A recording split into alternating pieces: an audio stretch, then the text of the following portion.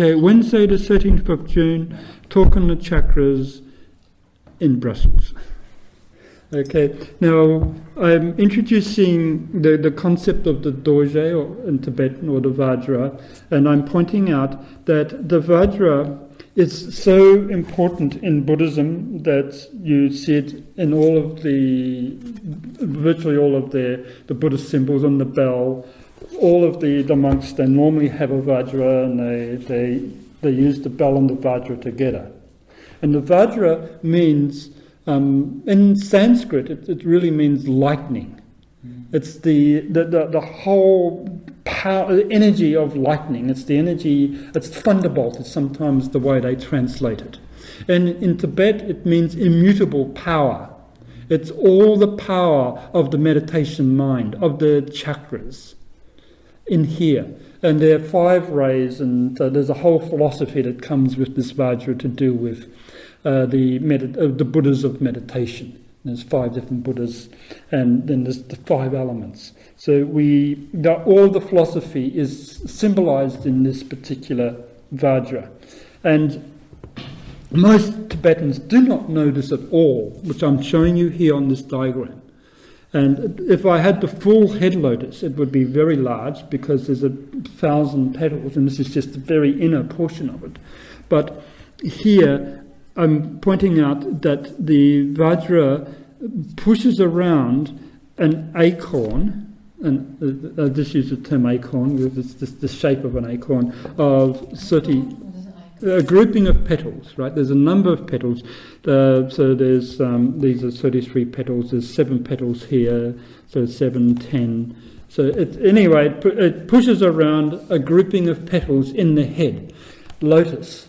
And now, what you have to understand with regards to the chakras themselves, and we said there's 7, but in the Buddhist system, and also I think with Saberio, they combine the two of them, the head and this ajna, into one because they overlap, and the base of the spine and the sacral center into one, so they make 5 chakras.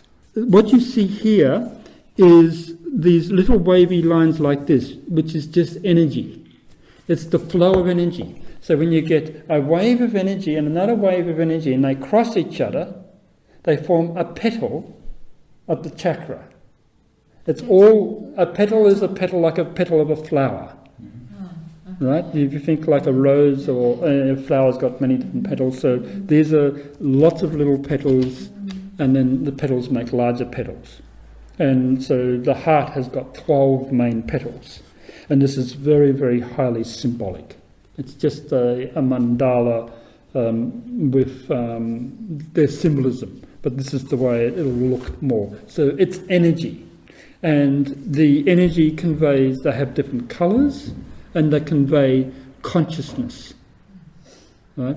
There's little lines of force that move in a similar way, and when they cross each other, they form a vortice of energy, and the interrelationship between these little lines of force makes a flower of a chakra. Right? And the whole body is made up of these little lines of energy. So we're looking at the way energy in the body interrelates to make a flower. Right? So it produces a force vortice. So in one way, it first of all starts with a wheel. Right? So it spins. Right?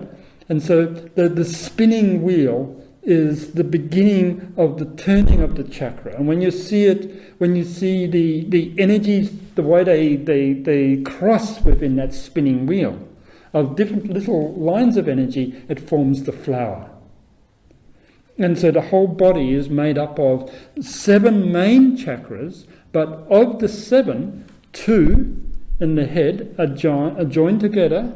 And this ajna, the third eye, and the head lotus, they actually one. They're just aspects. One is this way, and the other way is at right angles to it. And the base of the spine, and the next one up, which we call the sacral center, are also one chakra. Right? They all have Sanskrit names, like the base of the spine would be Muladhara, And I'm going to save you the Sanskrit words. The next one is Svadhisthana, and Manipura, and Anahata. So Anahata is the heart center, so I'm using the English terms. You see, therefore, that this is just a highly stylized, you understand the word stylized, drawing, a simplified, very simple drawing of the chakras, the way that the Hindus and the Buddhists depict them, whereas this is the proper way. And this is only a small portion of one. So what I'm sort of saying is that this vajra is what is the combined energies of nadis. The nadis are the very fine lines of energy in the body. What this is really is the energies coming from this gripping of petals, from a gripping of petals from one tier of the chakra. So you can think of the chakra having many circles of petals. So it comes from, the energies come from a smaller circle to a larger circle by means of these prongs here. And this is the way that the doje comes into being. So if you understand that there's tiers, as we call it, of petals, and so the energies flow, they combined together from many little petals. So if you can think of these little serpents of energy, like little waves, and they all combine together. And when they all combine together and they're flowing from one tier of petals to the next larger tier, then they flow in the form of this wave of energy that makes the prongs of the doje. And then the doje itself is spinning. And as it's spinning, it's turning the chakras, turning the flowers, that the flowers then are turning. And each of these petals have qualities associated with them to do with consciousness, with what the attributes of mind. So you understand there's two ways of analysing the chakras, in terms of 5 or in terms of 7. And we can see a human being has got 5 fingers, 5 toes, and we're basically 5: a head, torso, 2 arms and 2 legs. And likewise with the chakras. Now with the chakras, therefore, they convey the elements, the 5 elements. So each of these 5 chakras is responsible for the conveying into the body and through the body the energy of these 5 elements: the earth, water, fire, air, ether. And the head lotus does the ether. Earthy has got to do with this physical plane and our normal physical interrelationships. Water is the emotional world. So it's the way people interrelate emotionally. Fire is your mind. It's the way, the energy of your mind and the energy of the way you think. Air is the energy of the heart. It's of compassion, of high consciousness. This is air. And then the ether is the energy of cosmic consciousness. So that's the best I can give you. And that's the head lotus and the ajna. And so the highest possible consciousness that one can have on this earth. These are the chakras, the base of the spine, this most basic chakra, these two together, they're united. You can see this here, unites them, and here these two are united. And so you've got 1, 2, 3, 4, 5. The lowest one is the sacral center, which is in the sexual area. It channels all of the pranas in the body. The prana is the name that we use in Sanskrit for energy. A nadi is energy channel. So these are Sanskrit terms. The acupuncture, have you seen books on acupuncture? Mm-hmm. And all the lines, they are nadis, right? And the energy that comes through them is called prana. And prana is the air you breathe, the energy that comes from food that you eat, the energy that through people's emotions, the energy of the mind, the energy of the heart. There's 5 types of pranas. The 5 types of pranas are these elements. The prana is the energy of these 5 planes. These are the 5 elements. So the 5 elements, or sometimes we call them alchemical elements. So in alchemy, they use these 5 elements. So there's 5 different types of pranas in the body. There's 5 chakras that convey them, 5 fingers. Each one of these fingers sends out one of these different types of prana.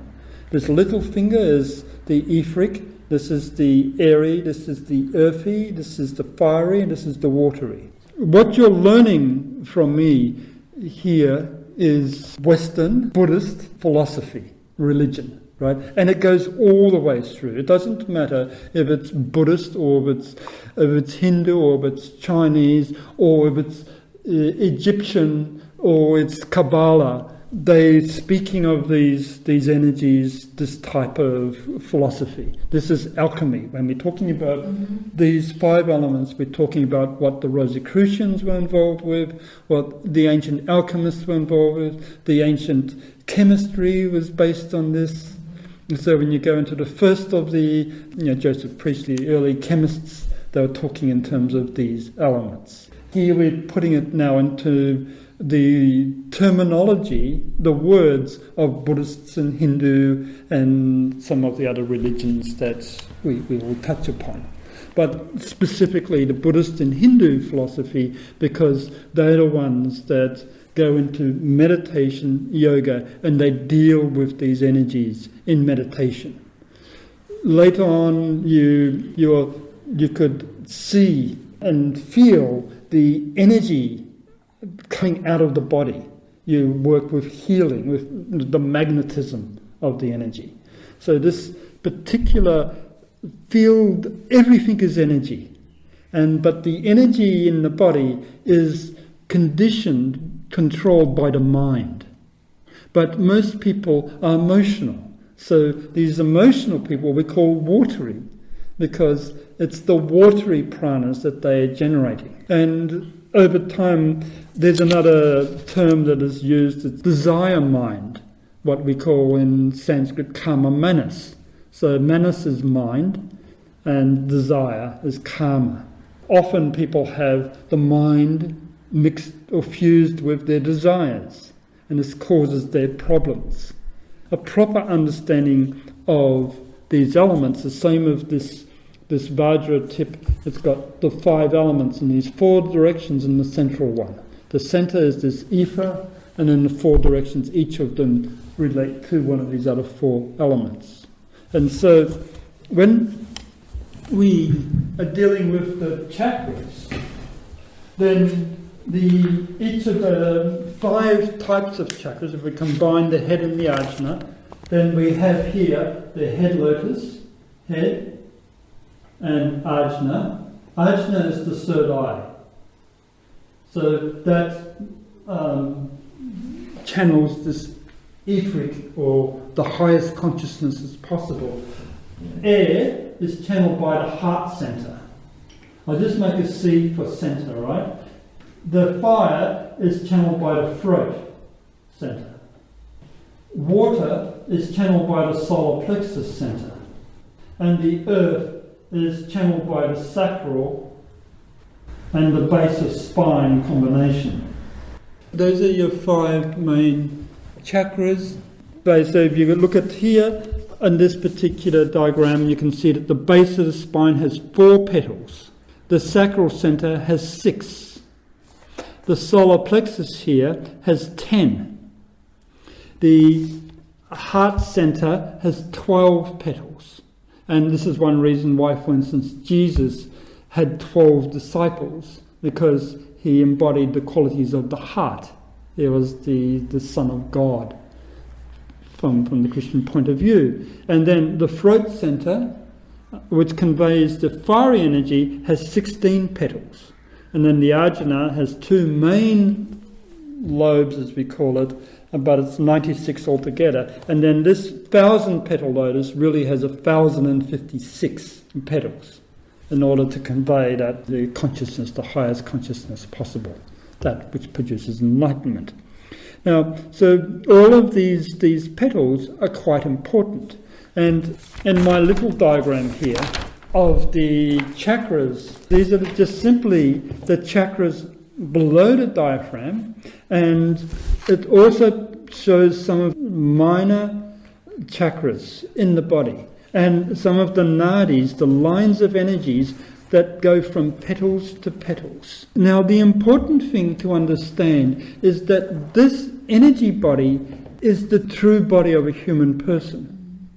We are really energy. Everything to do with the physical body comes from these chakras, comes from these energies.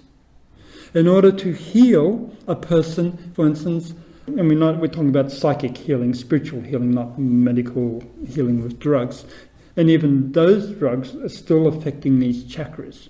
You work with the chakras. Each chakra is the potency that the organs of the body have controlling them a chakra. So every organ in the body has a chakra that governs it. If you put the wrong energies into those chakras, it will cause problems in the organs. It can cause sickness, disease and death just by manipulating chakras, because the energy is what feeds the body. How can possibly energy be manipulated to cause... Well, this is the subject of magic, black and white magic. In Australia, for instance, there's Aboriginals that have a death bone. It's just a bone. And if the Aboriginal elder points it at an Aboriginal, they will die. It's a proven thing, because the energy he sends to them and their beliefs, that's what they will do. All of magic, of all of the history of human race, is based on magic. And the magic is black and white. And the energy produces great psychic powers, clairvoyance, the ability to read the future, the ability to see what we're talking last week about the astral plane, the people in the life after death, to become a great being.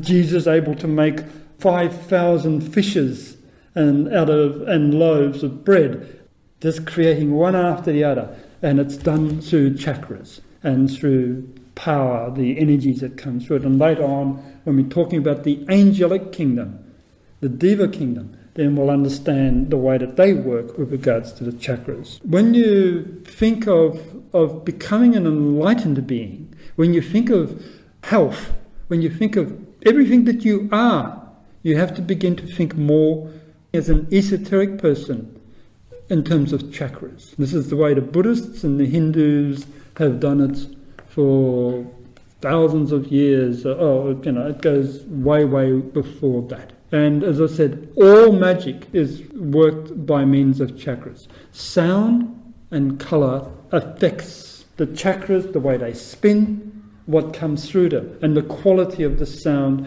the nature of the colour. And when we're talking about sound and colour, we're just talking about two different types, or a form of energy that can either be seen clairvoyantly or heard clairaudiently. You understand the word clairvoyant and clairaudient? So these chakras are all important. It's the energy coming into the body, the vortex. And this is all these are. A chakra is just a spinning disc of energy. It's outside, yes. The chakras are also outside the body. The actual chakra, the main chakras are outside.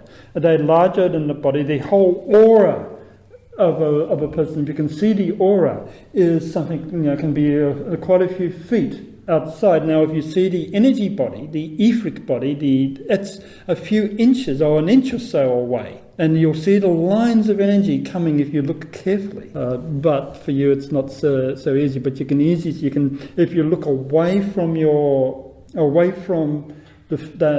hand and don't just focus, but defocus your eyes, you'll start to see these energies. And you can feel the energies if you put your hands together like this and move them just about a half an inch or so away, and just move it around. You should feel this tingling. Tingling is like little electricity. It's little sensations. You're not touching, but you can feel the heat, and you can also feel the energy. You should be able to feel, if you move it like this, you should feel almost like a bubble of energy and little lines of electricity going from one hand to the other. Like this, you're just going to move it around. The energy that sustains the physical body is controlled by the chakras. And the chakras, the little nadis, convey the energies from chakra to chakra. And then the energies goes into the physical body and controls the organs. If the energy is sort of discordant, aberrated, then you will sow the seeds for sickness. The physical body will start to sicken. It'll allow all the disease germs to build there because the vitality is gone, and then that produces the basis of sickness. Everything is the energy. Without this energy body, without this nadi system, we would not be alive.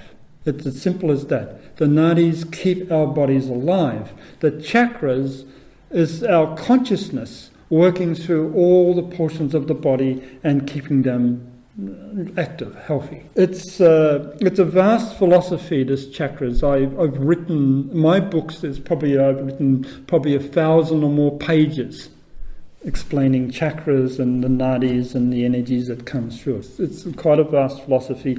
In the Christian book, they have one Bible like this, but the Buddhists, they have a room full of Bibles. Tanjo and the Kanjo are 208 or 235 books or something, and 116 texts, and that's their main text, and there's all the other great yogis that have written books.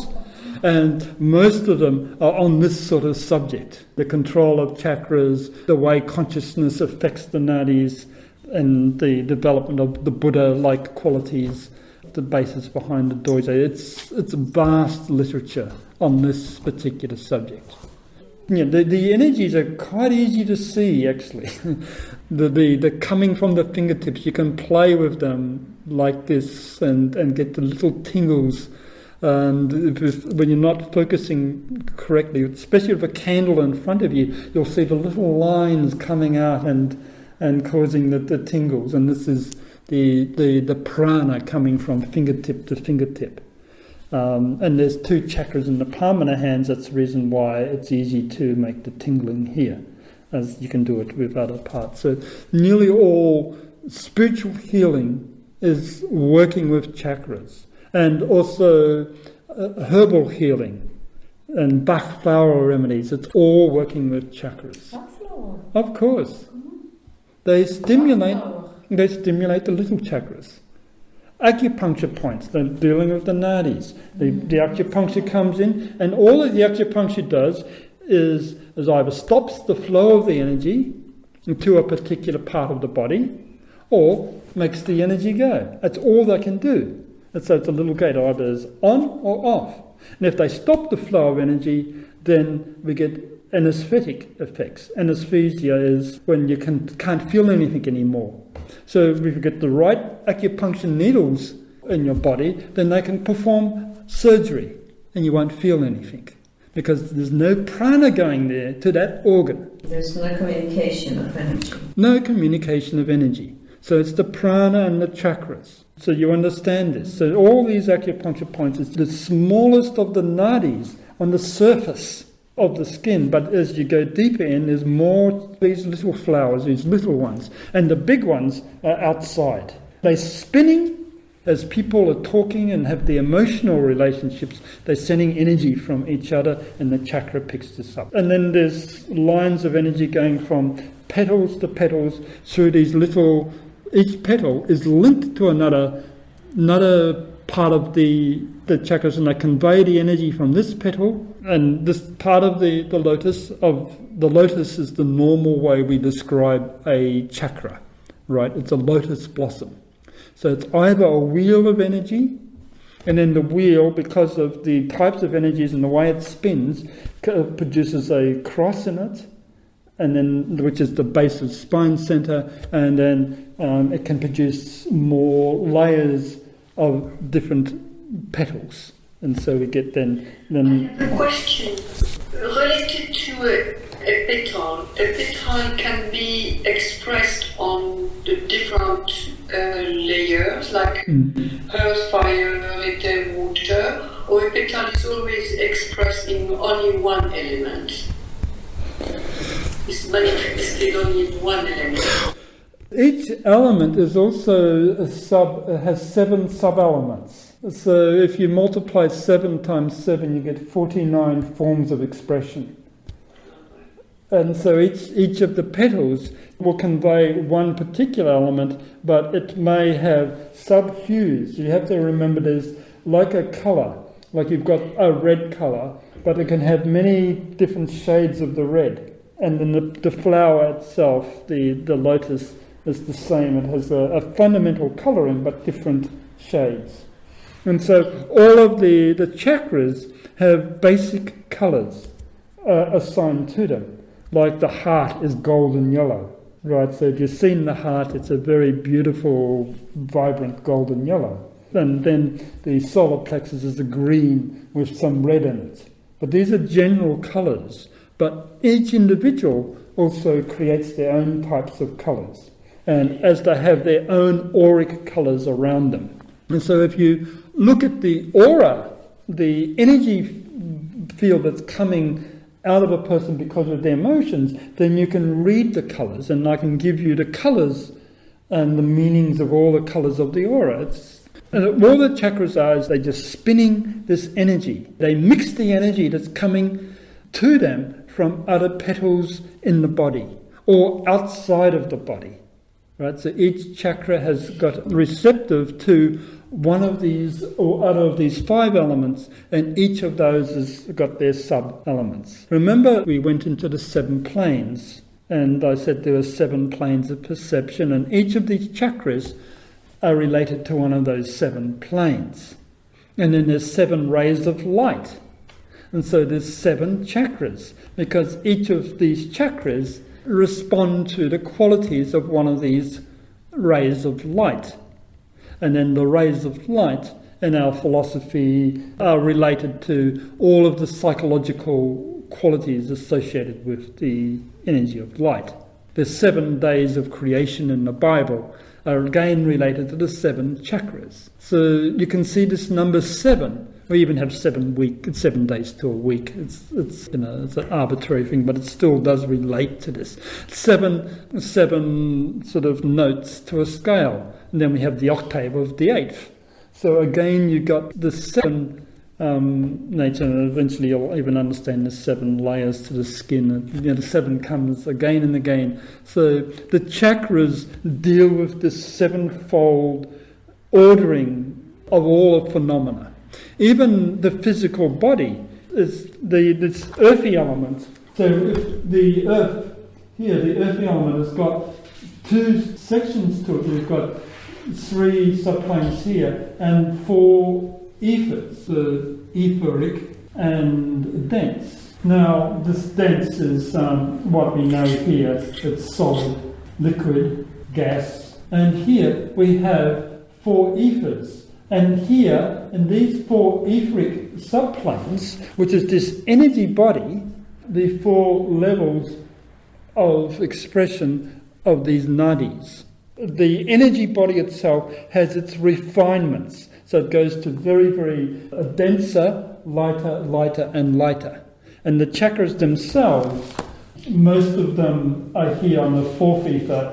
The throat center is here on the 3rd ether. The heart center is here on the 2nd ether. And then the head lotus is here on the 1st ether. The chakras themselves also have different densities of energy. They can be very refined or not so refined.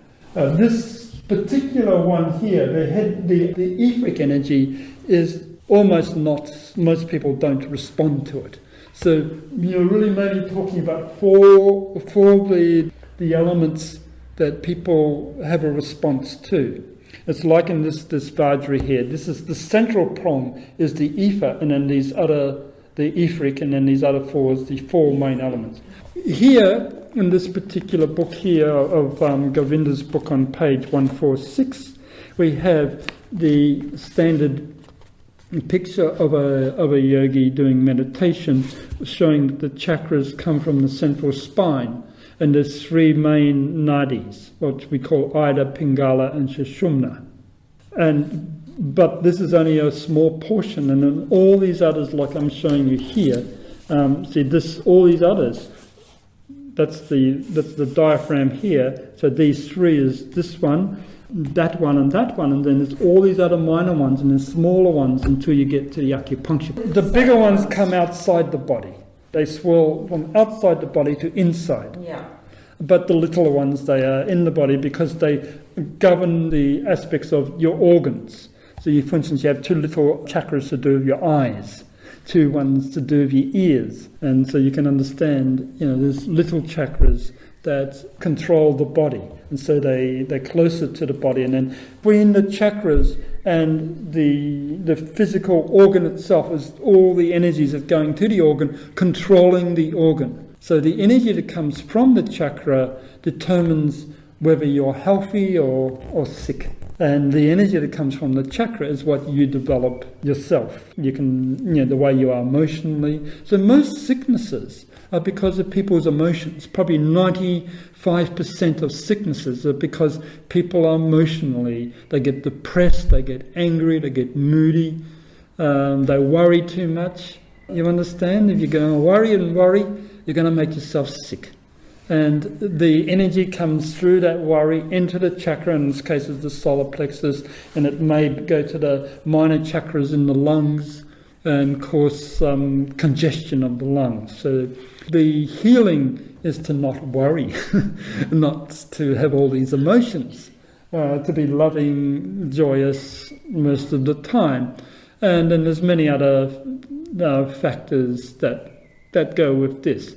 Gives you the complete picture of a human being, of animals, of evolution. I think in terms of chakras. So for me, is each individual has got a chakra. The kingdom of souls itself, each soul, human soul is a chakra.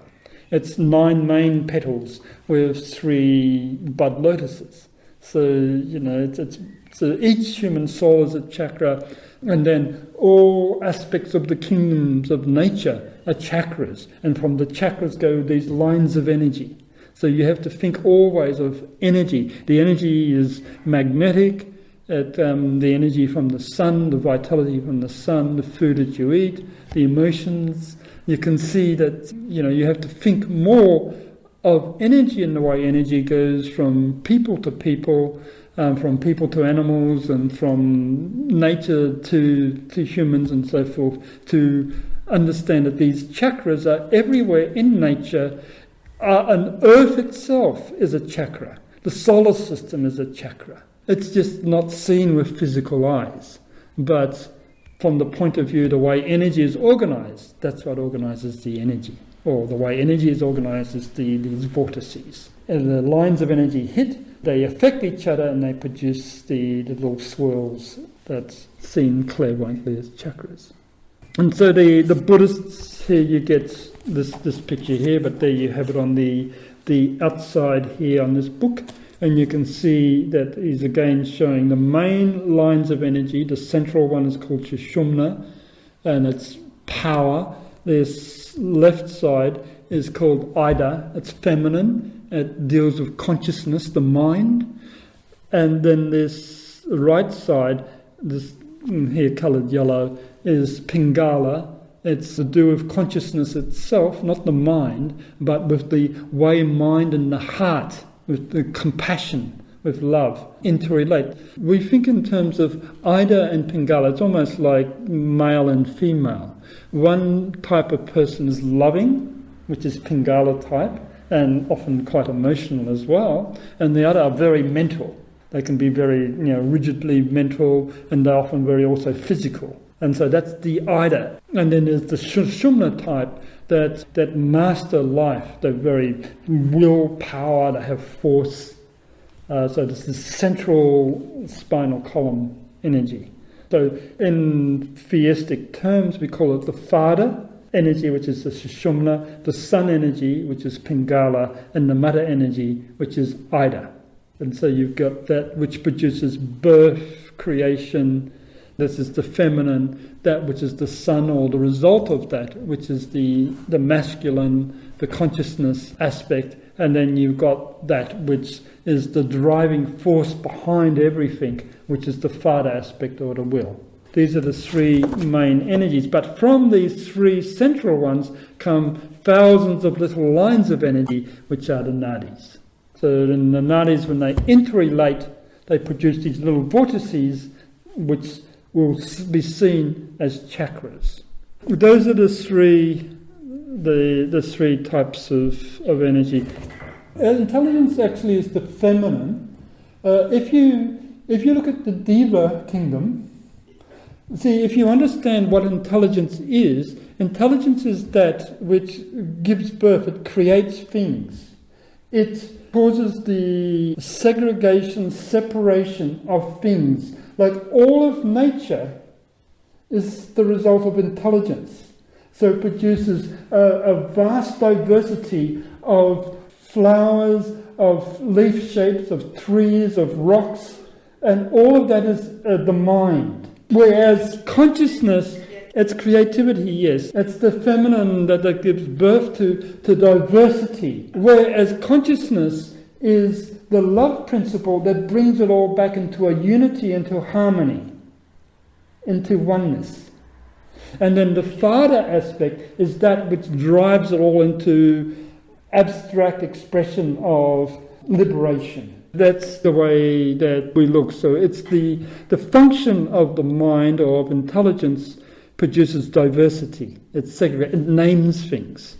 And that's the feminine, and therefore it gives birth to things. Whereas the Sun principle is that which evolves from all of that, which brings everything back to unity.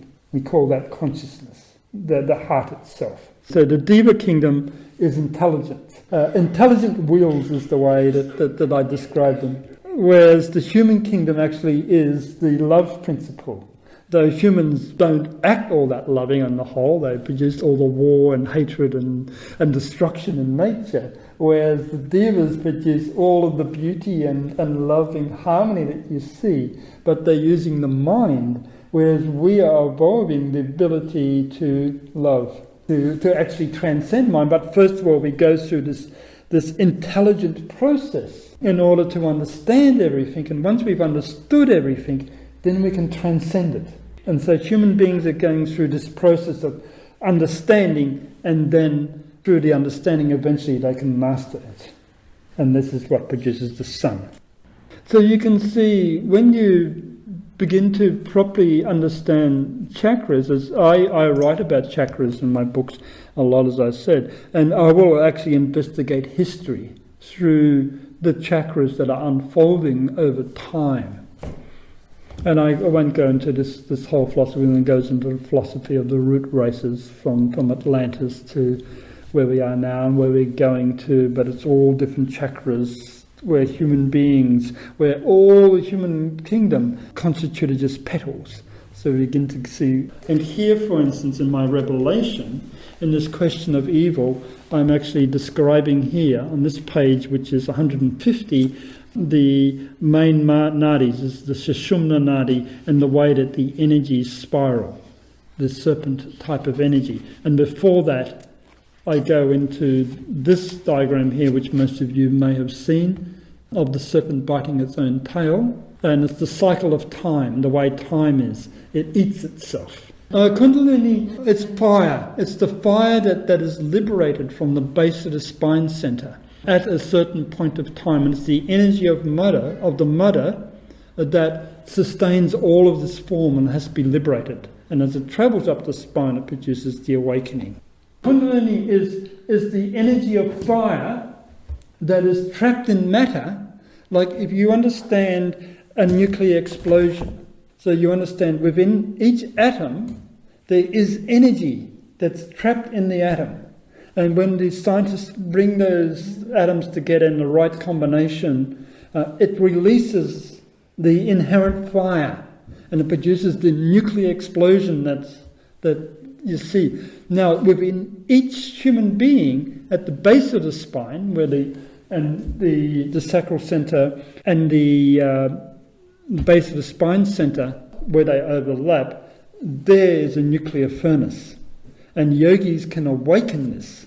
And when they awaken this, it's the same in the body as when scientists are releasing this energy in a nuclear reactor. but they're doing it in the body.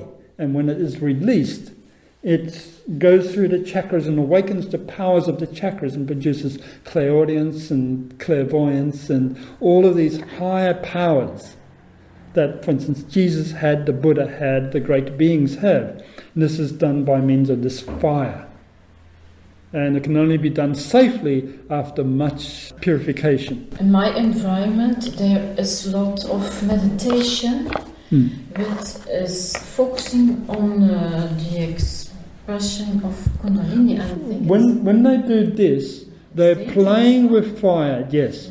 Our lunatic asylums are full of people that have played with Kundalini in a formal life. This is the karma. They do not know how to control it. You understand, as scientists have taken, they have to build a huge nuclear reactor, right?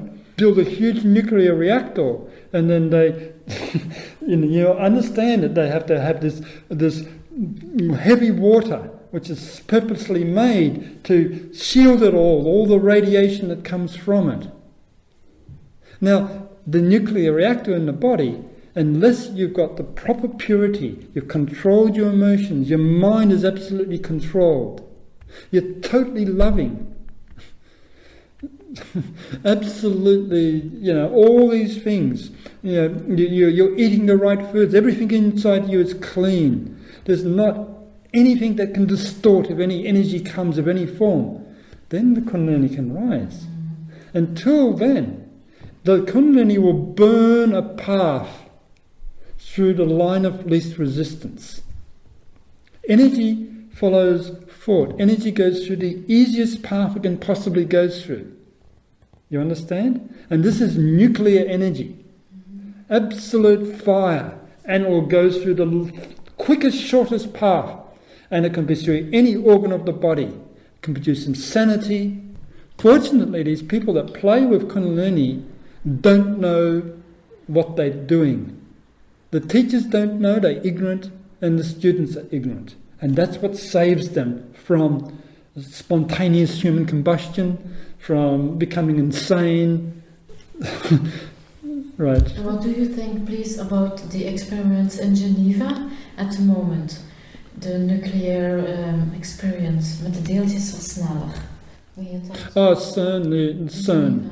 Yeah, that's okay. That's scientists. They're trying to but they accelerator. It's CERN. It's CERN. It's CERN is the short term. Yeah, it's 18 miles of a nuclear.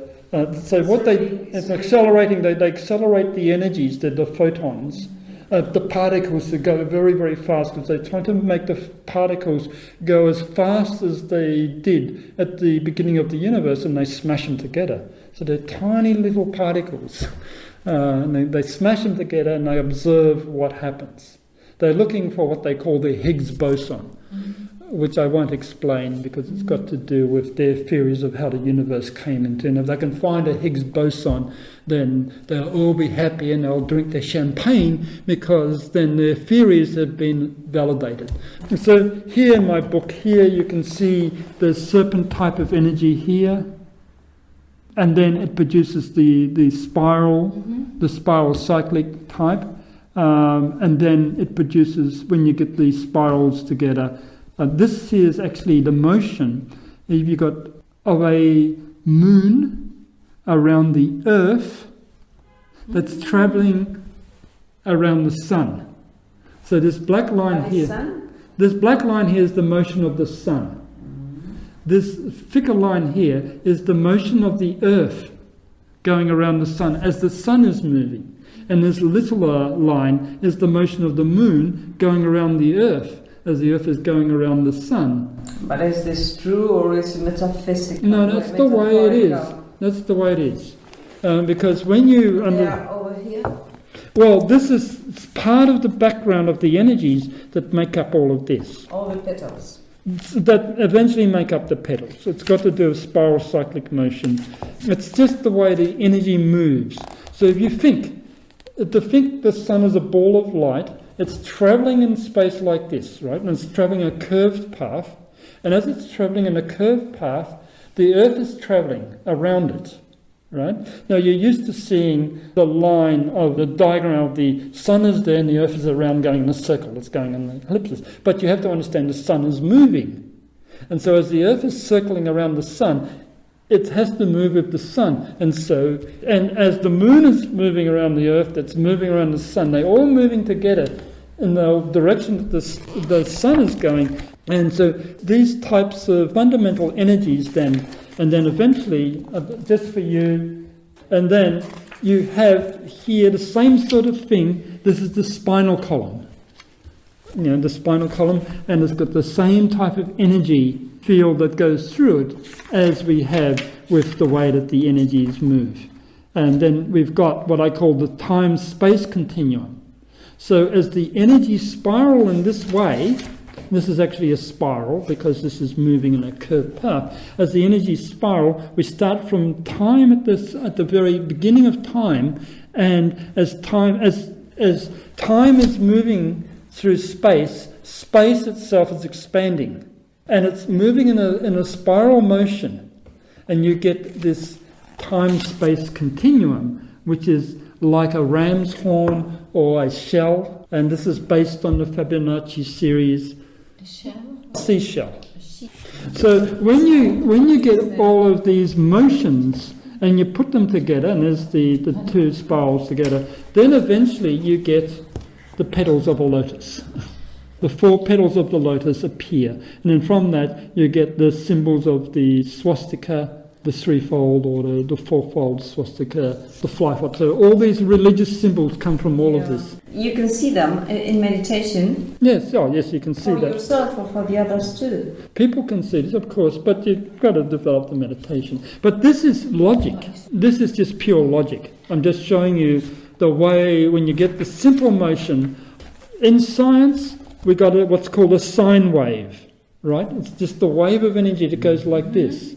Right? That's the sine. In our philosophy, we call this a serpent motion. Now, the Kundalini is called serpent motion, and that's all it's describing. The serpent energy. And it's just the sine wave of energy. Now, when you get a sine wave of energy, as I said, you get one wave like this, and you get another wave that goes in the opposite direction, you get one of these petals. So you get one wave that's going this way, and another wave that's going that way. And when they cross, it forms a petal. It's just different waves going in different directions. And this here, one of these petals, if you look at the Siberio's books, you'll see a little cell that he draws, a little hexagon. So he joins all of them together, and that's the same sort of thing, except here, instead of drawing little cells, I've got petals. What he's drawing is a little bit different to that. It's what I call the etheric grid. It's the basic grid of space of which everything comes from. All of the energy lines are from that. So if I sort of drew all of this, then I would have these lines here. See that line, these squares? Mm-hmm. That's what Siberio is drawing with his. And so each one of this is basic, and this is based on mathematics, divine geometry. So I have to draw all of these in order to draw that. So they come from that, and that's the nadi, the basic grid work of which all the nadis are, and then the whole body is just made up of this, and all of space is made up of these lines of. So you can understand the drawings of Siberio. If I look at them, if I have the time to go into him. But this is what I'm saying. So I have a big diagram of all the head lotus in the sense of the soul, and it's really based on hundreds of these little cells, and so. It took me about 7 years to work all this out. Many years ago, when I was young. Only 7 years. Well, yeah, but that was a lot of work. I looked much handsomer, much prettier then. Long hair, and it was a great discovery. But many years of meditation, yes, and looking at all the books, putting all the books together, and that was even many years before that. But sort of getting all the information together, and then, because to me, the chakras were my fundamental driving force for most of my youth. You understand, from about the age of 18 onwards, I wanted to know the meaning of this. Why the Tibetans have a dorje? Why its immutable power and how it relates to the chakras. And so it's maybe 20 30 years of discovery, but 7 years of doing diagram after diagram until eventually I could finally figure out how the dorje and the head lotus interrelate. And the same nadis, the same grid work basis, what I call the mandala of the pentagram and the mandala of the hexagram. And the mandala of the hexagram is what makes the chakras, and the mandala of the pentagram is what makes the basic grid work. And that was discovered from a numerical interpretation of the revelation of St. John chapter 4 and 5, where it's talking about the seat of power, the throne of God, and the 4 and 20 elders that fell, and things like that. And so the number 4 plus 20 was very important. And so you got the number 20, and when you get into that, then you get into pentagram. So it's all based on the pentagram. As I said, a human being is a pentagram, 5 fingers, etc. So you have to analyze the properties and powers of the pentagram. And when I analyze the properties and the powers of the pentagram, and I put the 4 pentagrams in the 4 directions of space and joined them together, eventually I got this basic shape, and from the basic shape then I put them all together to make the mandala. Yes. Square. Is it pentagram? No. The pentagrams will go outside that. But when you find these 4 points within the mandala of those interrelated pentagrams. And so it's all got to do with pentagrams as the whole foundation of the geometry of time and space. And the pentagrams are these 5 elements. So they convey, it's like one hand is watery, one hand is airy, one leg is earthy, and so forth. And so you got all of these, it comes through. And likewise, if you're looking at the face, you got 5, you got the mouth, the nose, the eyes, the ears, and then the ajna center. So the mouth, so you got the 5 again. Whereas this one here is the etheric, the aethic, which is the most rarefied, and therefore it's hidden. Whereas the 4 main elements, you can say the eyes are fiery, because they penetrate, they see, they stimulate the mind. The nose is watery. So this is a mandala. And so a chakra is a wheel. And then what a wheel contains is all of this symbolism.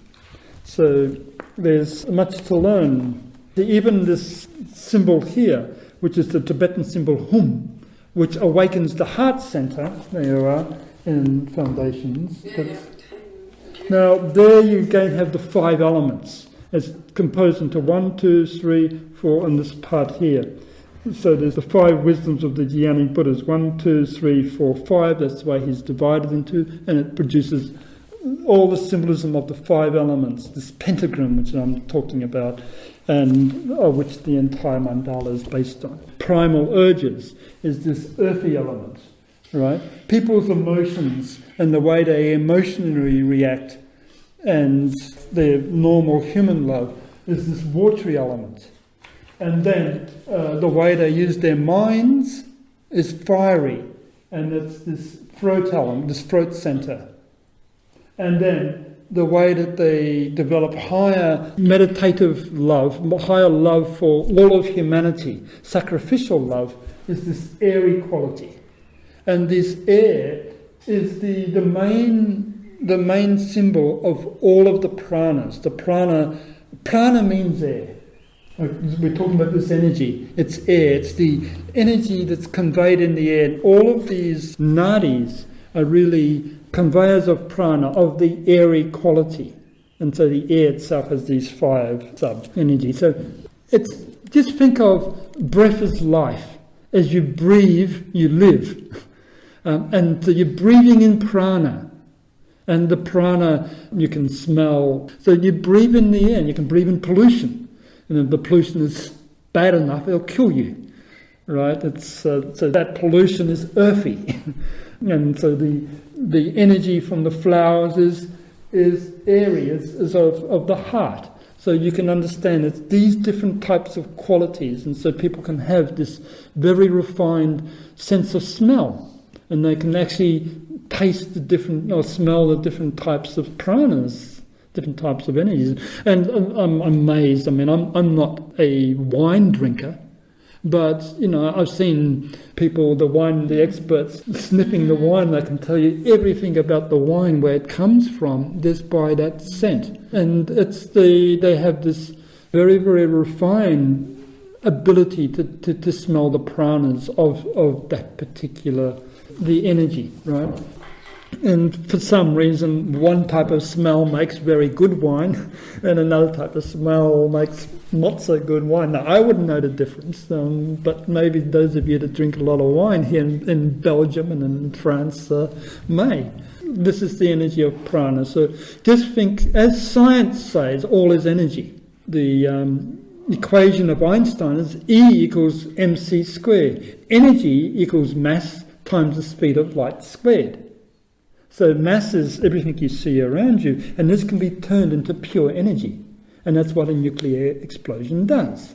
And that's what Kundalini is. It releases the inherent matter at the base of your spine into fire, pure fire. And unless you've been trained to handle it, it's going to destroy you. It will cause insanity. It will cause all sorts of psychosomatic sicknesses and diseases. That's the reason why yogis spend their time in caves, in forests, far away from people, and 20, 30 years will go by, because they're learning how to handle this energy and everything else associated with it. And the teachers doesn't know that? These teachers don't know it. They haven't done the 20 years of meditation in They a... don't know it's so dangerous, I mean. Well, they're fools. The phrase to do with Kundalini is that it liberates the wise and destroys the foolish. As I said, fortunately, the teacher doesn't understand what Kundalini is, and the students don't understand. So they're learning these books, they're reading up all the Hindu books, and they're saying, wow, I want this.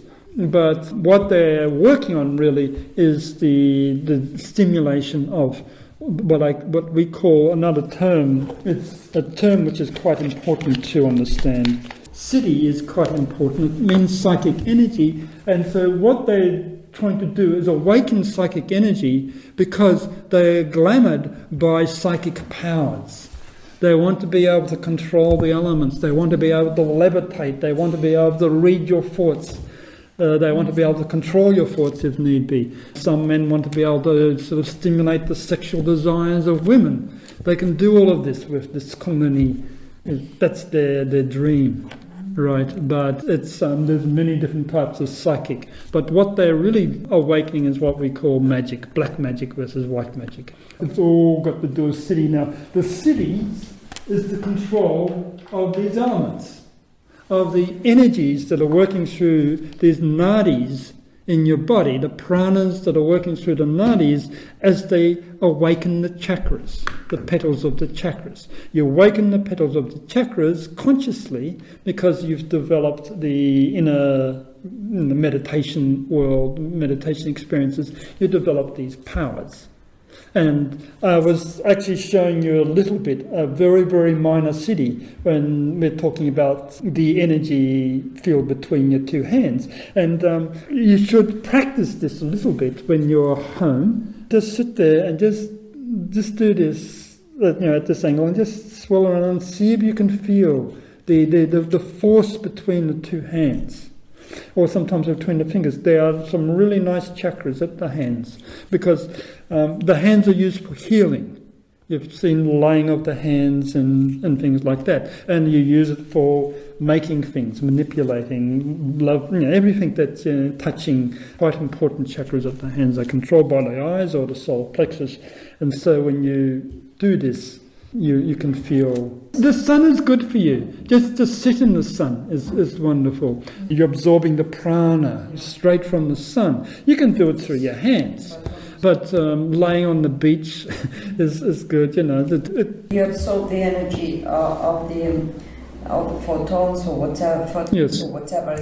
You absorb that energy in a sunny day. Yes. And you absorb it through your... The nadis. You don't need to be naked. You don't need to be naked, but there's a chakra here between the shoulder blades that actually absorbs this energy. With women, especially the breast centers, the energies circulate there. You're absorbing prana, and the prana is what comes from the sun. Ultimately, the prana and the heart are related. The sun and the heart is related. The colouring of the heart centre is golden yellow, the same as the energy of prana from the sun. So you're vitalising the heart, and you're bringing energy in to help you fix up diseases, sicknesses. The germs don't like sunlight. So yes, this is all prana and the basics of being healthy. The best also, if you want to be healthy, is don't worry about things.